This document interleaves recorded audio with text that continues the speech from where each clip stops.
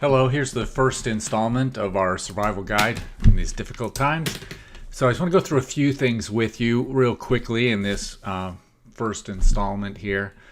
First of all, in these times like this, we want to make sure that number one, what we do is we don't panic. Decisions that we make when we're in panic mode, generally not good. So in a situation like this, there's generally a cycle that ensues. First stage that we find is called shock. And we kind of all experience that with this particular crisis. And following shock, we enter a stage of where desperation kicks in. And we tend to be paralyzed, don't know what to do, and then we start making bad decisions if we're not careful. So I want to make sure we head off some of that and get more to an evaluative, intelligent decisions in this process. So number one, don't panic. Number two, I want to make sure that you understand that it's important at this time to avoid debt.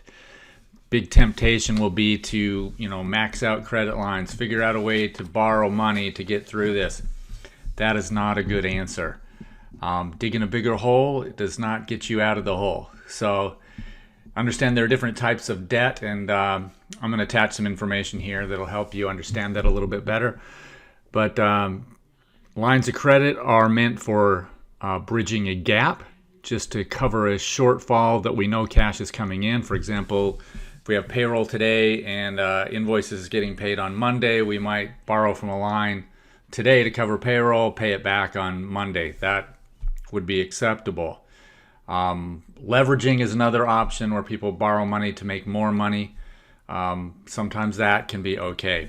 What we want to avoid is borrowing money to pay our normal operating expenses. That is not a good idea. So we need to make sure we are evaluating the business and making appropriate moves to get our expenses in line. So number two, avoid debt. Number three, stay the course where you are. Don't go changing everything about your business right away. Stay the course where you are. If you're doing percentages of your income into different accounts, you should continue to do that.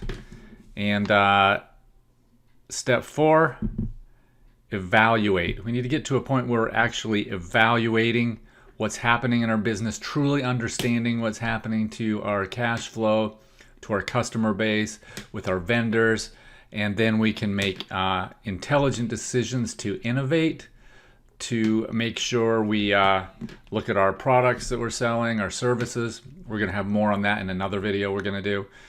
And make sure we make an evaluation so that we can, in the next step, make an informed decision about things, an educated decision about things, and then when we do come to a conclusion, we need to act quickly, whether that means cutting an expense, changing our product mix, laying off employees. These are hard things that right now we may have to do.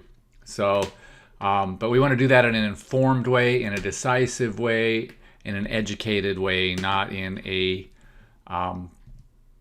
desperation mode. So we'll have more details about these. Just again, make sure you don't panic, avoid going into debt to get through this. Stay the course where you are, evaluate your situation to truly understand what you can do, maybe some innovation ideas. Make informed decisions and act quickly. So those are your tips for today. We'll talk to you tomorrow. Thanks. Bye.